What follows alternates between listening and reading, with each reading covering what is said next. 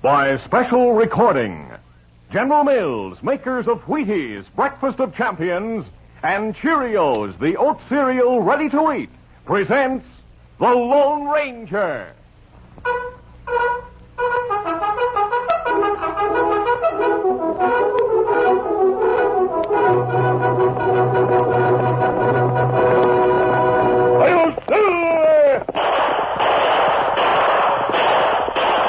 A fiery horse with the speed of light, a cloud of dust, and a hearty Hi-Yo Silver, the Lone Ranger.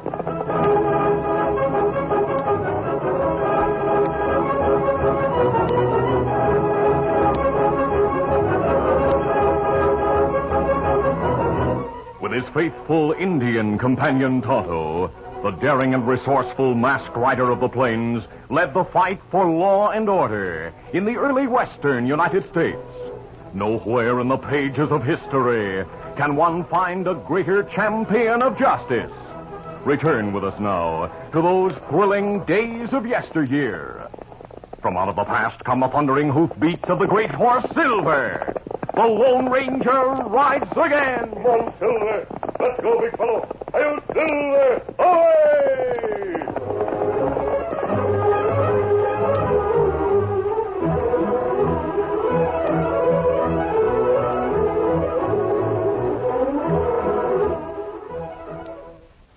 Cause champions are made, not born. Yes, sir.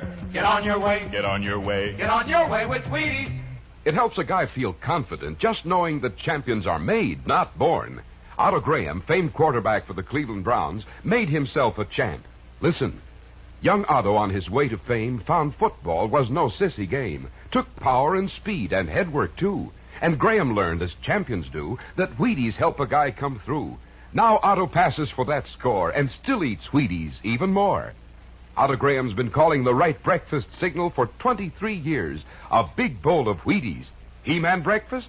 There's a whole kernel of wheat in every Wheaties flake. Touchdown, Otto. Let's go, boy. Hey, hey, hey! He's on his way, on his way. He's on his way, on his way. Get on your way with Wheaties. Cause champions are made, not born. Yes, sir. Get on your way. Get on your way. Get on your way with Wheaties. Breakfast of Champions.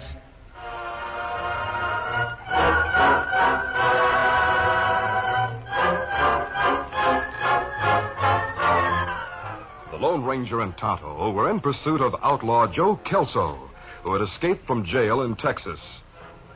It was in the town of Grand City that Tonto received the latest information about the outlaw.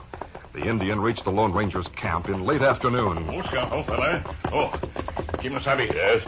Me hear Kelso hide in town last night. Did the sheriff find him? No. Me talked to sheriff before me come here. Him not know about Kelso till 2 hour ago. Him say him hear Kelso sneak out of town this morning, ride east to Shelby. Then let's continue after him. Here, Silver. Shelby's about 12 miles from here, Tonto. We could reach there early this evening. Easy, steady, big fella. That's right. And let's go. Come on, Silver. Let's go.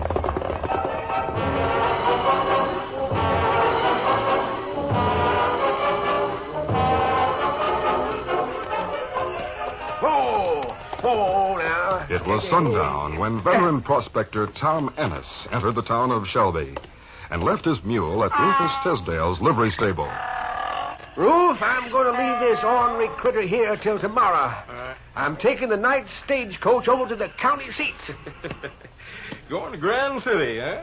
Don't tell me you've struck it rich, Tom. I'm not telling you, Roof, but that's what I did. What? Yep. See this pouch? It's filled with dust and nuggets. Well, Yep, I finally made it, Roof. Once I get to Grand City and file my claim, I'll be the richest man in this part of the country. You'll see. Tom Ennis went directly to the office of the stagecoach company. Let's have a round-trip ticket to Grand City, eh? I want to go tonight and come back tomorrow. Oh, yes, sir. Yeah, the coach tonight leaves 3 hours from now at 9. It'll get in Grand City at 11. Yeah. It'll be $14. I'll have to pay in gold dust. Where are your scales? They're busted. I sent them away to be fixed. They have scales across the street in the Last Shot Cafe. I know. Rock Perry, who runs the place, is a crook, but at least he'll have money on hand. I'll go over there and come back for my ticket later. See you then.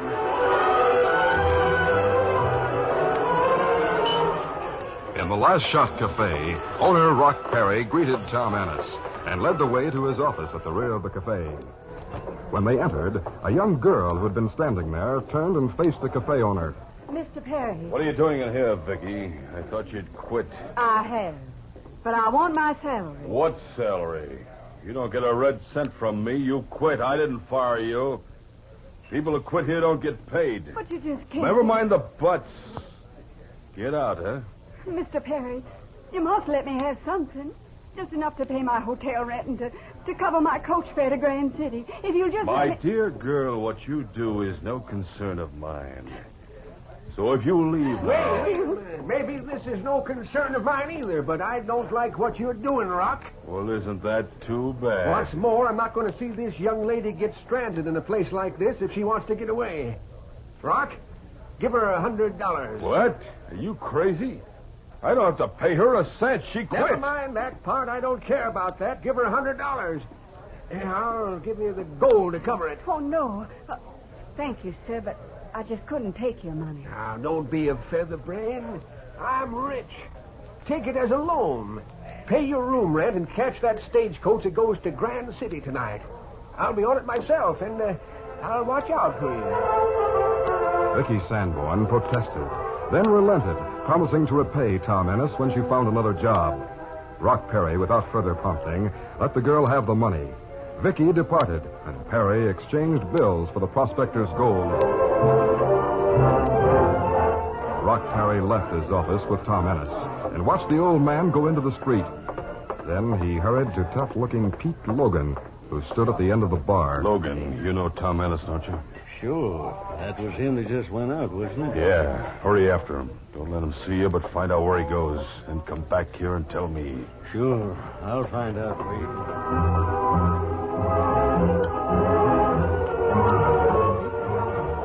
Logan returned to the Last Shot Cafe and made his report to Rock Perry. I followed the old guy, Rock.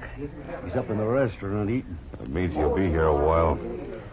Logan, you know where I'm hiding Joe Kelso, don't you? In that hotel across the street. That's right. He's in room 208. When he arrived here tonight, he said he needed money. Go tell him I'm ready to give him the chance to earn some. Less than 5 minutes later, fugitive outlaw Joe Kelso and Pete Logan were in Rock Perry's office. The door was closed, and Perry was talking. I think the old fellow was telling the truth. He struck it rich. An old coat like that? Yes, he's found gold somewhere. He's planning to go to Grand City tonight. So he'll be able to file his claim first thing in the morning. You two will keep him from leaving town. You want him killed? No, Kelso. First, I want to find out where his mine is. I have a cabin in the hills. Take Ennis there. Yeah, but how are we going to get at him without being seen? He's in that restaurant, and there's... And I have a plan that'll get him out. I'll write a note now and have my porter Pedro deliver it to Ennis. Meanwhile, you two go out to the stable. It was 10 after 8 when Tom Ennis, in the corner restaurant, finished eating. The door opened, and a Mexican youth carrying a note in his hand entered. He walked directly to the prospector and thrust an envelope into the hand of Tom Ennis, then turned and hurried from the restaurant. Hey, wait a minute. What's the idea? Well, what do you know about that? Wonder what this is. Tom tore open the envelope and removed the letter that was inside. He looked at the signature signed to the short note. Vicky Sanborn. Vicky. Say, that must be the young girl I loaned the money to. Let's see what it says. The note said that the girl had learned something that would be of interest to Tom Ennis. Something that she must tell him before the stage for Grand City departed. Oh, God. She asked that he meet her secretly at a spot to the rear of the Last Shot Cafe. Tom Ennis crumpled the note in his hand and threw it onto the floor. Then he rose from his chair, paid his bill, and left.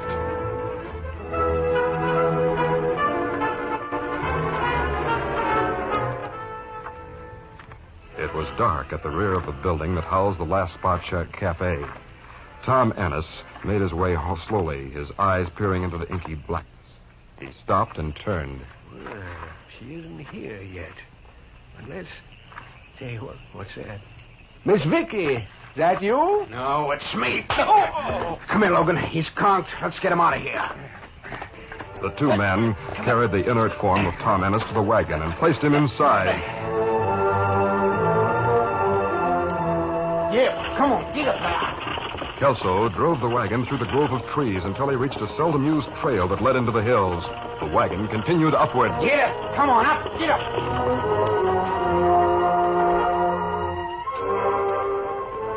At that moment, the Lone Ranger and Tonto reached the outskirts of Shelby.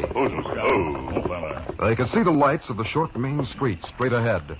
Not many people on the street, Kimasabi. No. Perhaps it'll be safe for me to ride along the rear of the buildings wearing my mask. It's dark there. Yes. We'll do that then. There are trees back there. I'll wait among them while you make a round of the cafes. If Kelso's in town and in the open, that's where you'll find him. Easy, Scott. Easy, fella. He'll be back pronto.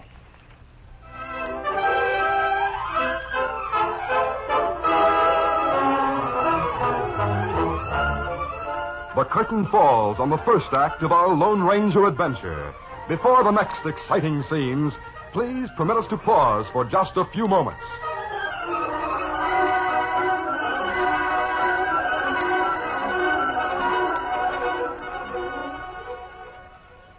This is Mel Allen, sports announcer. In my work, I watch a good many champions. And you know something? I've never yet heard of a player born a champion. You take the case of Doak Walker, star ball carrier of the professional Detroit Lions. Walker gets started fast, cuts back with ease, has a terrific change of pace. Every move comes from hours and weeks and seasons of practice. In my opinion, it's important, too, that Doak Walker has been eating Wheaties for 18 years, since he was 9 years old. Sure, Wheaties, breakfast of champions. And that's mighty easy to understand, I'd say. Wheaties are a He-Man food. They help give a guy what it takes to get there and stay there and keep plugging. Naturally. Why, there's a whole kernel of wheat in every Wheaties flake. Now, look, maybe you tip the scales at 190, or maybe you're just a little guy dead set to get on your way. All right, bear in mind, champions are made, not born. Get on your way with Wheaties, breakfast of champions.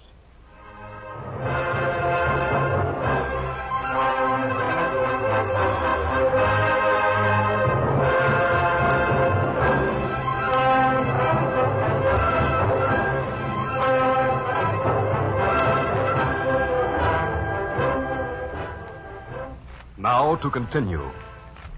Vicky Sanborn arrived at the station 5 minutes before the stagecoach was scheduled to leave. She looked around for Tom Ennis, saw no sign of him, then went to the ticket agent and made inquiry. The agent had an immediate answer. The old fellow with the whiskers? No, he hasn't shown up yet, ma'am. I have his ticket ready. I saw him about half an hour ago. Where was that? Going in the restaurant up on the corner. If you want to be sure he's here when the coach starts, you could go to the restaurant and tell him he better ankle over here. Perhaps I'll do that. He your father? Oh, no, he's, well, a friend. And without knowing why exactly, I'm concerned about him. Do you mind looking after my baggage while I go to the restaurant? Not at all, ma'am. Go right ahead. Your stuff's safe. Thank you.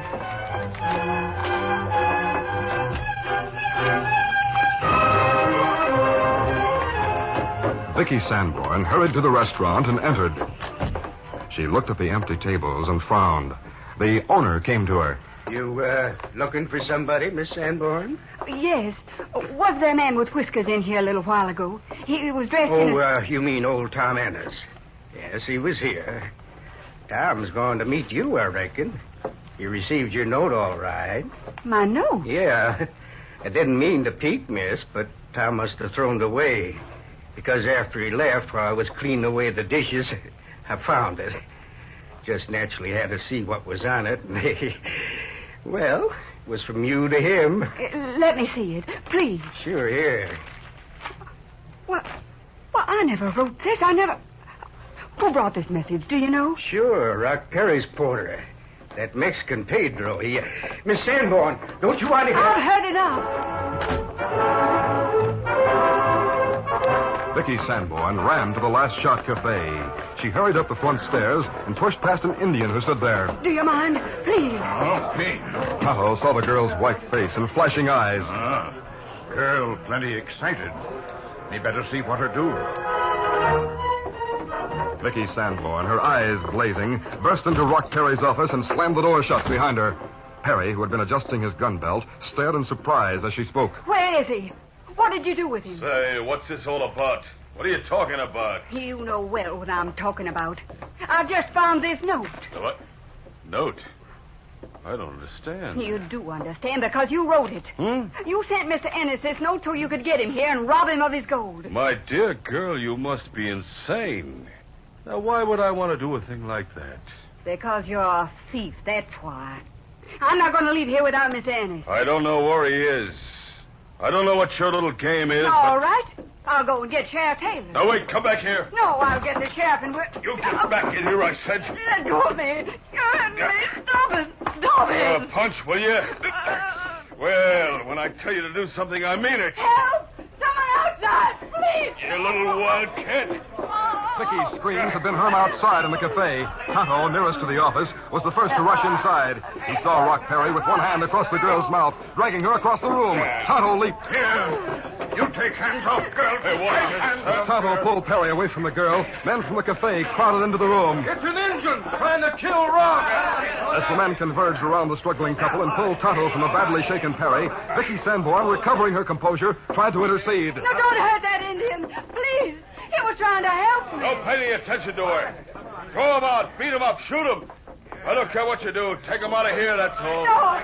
Get the sheriff, someone. Rock Perry's trying Close your mouth. Boys, I'm having girl trouble. Let us alone, huh? You stay right here, Vicky.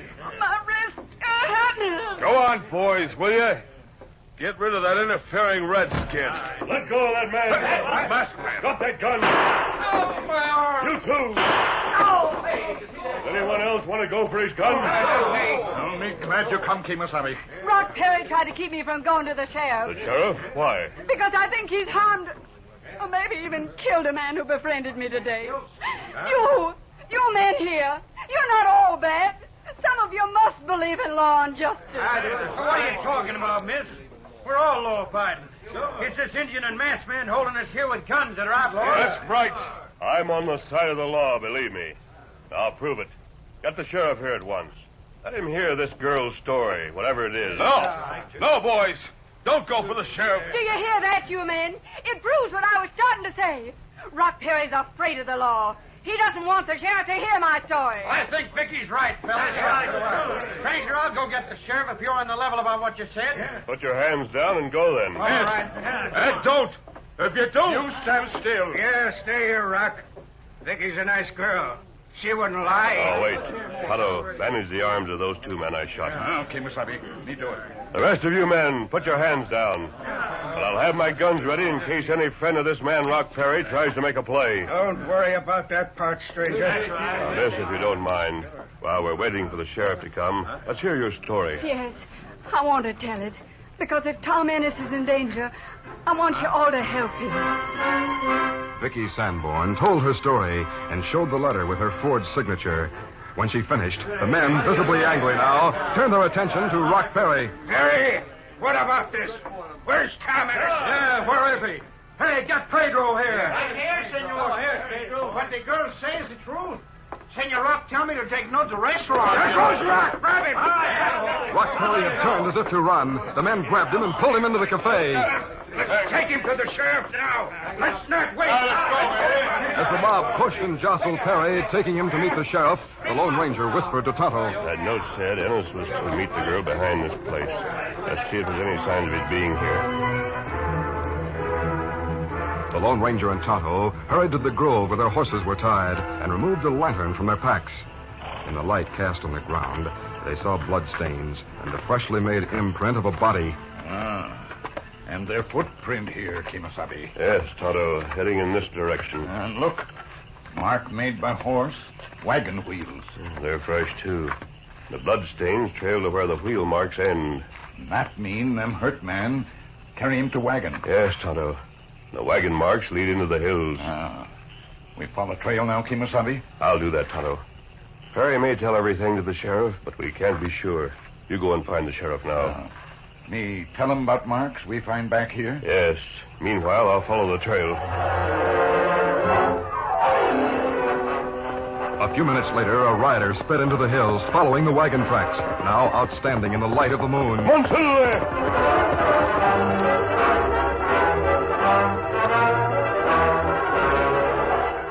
In the hideout cabin, less than 2 miles from Shelby, the two crooks, outlaw Joe Kelso and Pete Logan, completed a search of Tom Ennis's clothes. Beneath the inner sole of his shoe, they found the paper they sought. Yeah, here it is, Logan. Claim he was going to file. See, it's got all the markings and everything else. Smart old geezer, aren't you, Ennis? You wouldn't tell us where it is, but we found it just the same. And now what do we do? Take this and give it to Rock? If you want to get paid off, that's what we'll do. Yeah. Wasted over an hour trying to make him talk, and all the time we should have been searching him. Well, now that you have it, what are you going to do with me? Kill you. What else? Kill me? You don't have to do that. Tell Rock Perry he can keep the mine. Let him file. I'll look for another one. Sorry, old man, but we can't take chances. If you ever were free and the law knew I was in Shelby, I'd go back to prison for life. You are going back to us. Hey, look out the window! Oh, my arm's broken. Move an inch and I'll shoot again. Glory be, I'm saved. Coming through the window, Tom. But when I leave, we're going through the door with these crooks in front of us.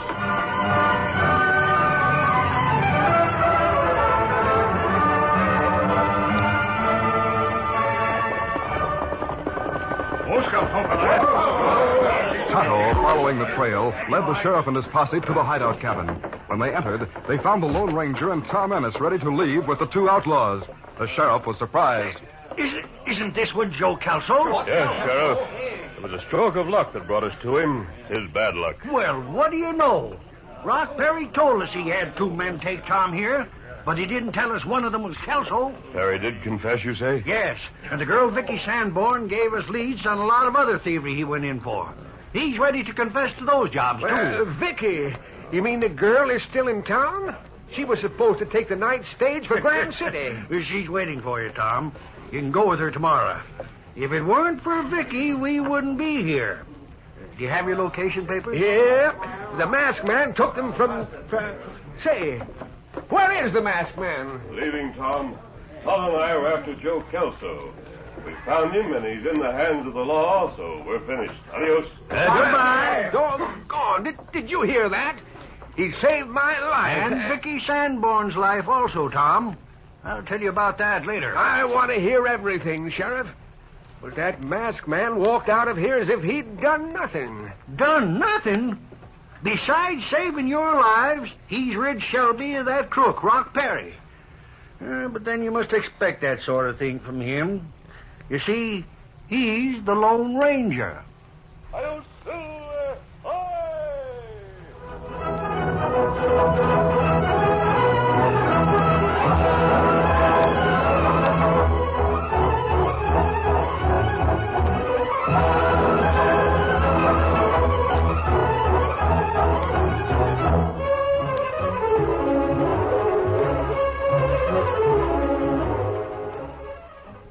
Pilot Pete can fly a jet. He's 12 years old and the fastest yet. He can loop the loop because he knows he's got go power from Cheerios. Yes, he's got go power. There he goes. He's feeling his Cheerios. Cheerios. Cheerios. That's Cheerios, the cereal shaped like little letter O's. You know, Cheerios is made from oats, and every delicious spoonful of Cheerios in milk is a real muscle-building food. Each spoonful contains vitamins, minerals, and proteins your body needs. Yes, the good things in a Cheerios breakfast do good things for your body. Help you have healthy nerves, good red blood, strong bones, and muscles. Have Cheerios every morning. Then you'll hear people say... He's feeling his Cheerios.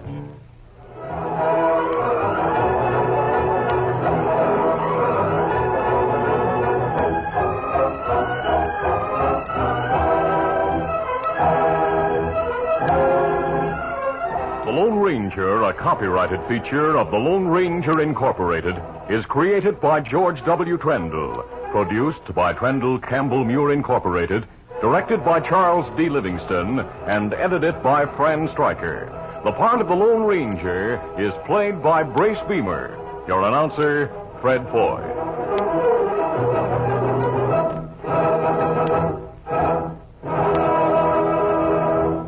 The Lone Ranger is brought to you by General Mills every Monday, Wednesday, and Friday at this same time. Be sure to listen.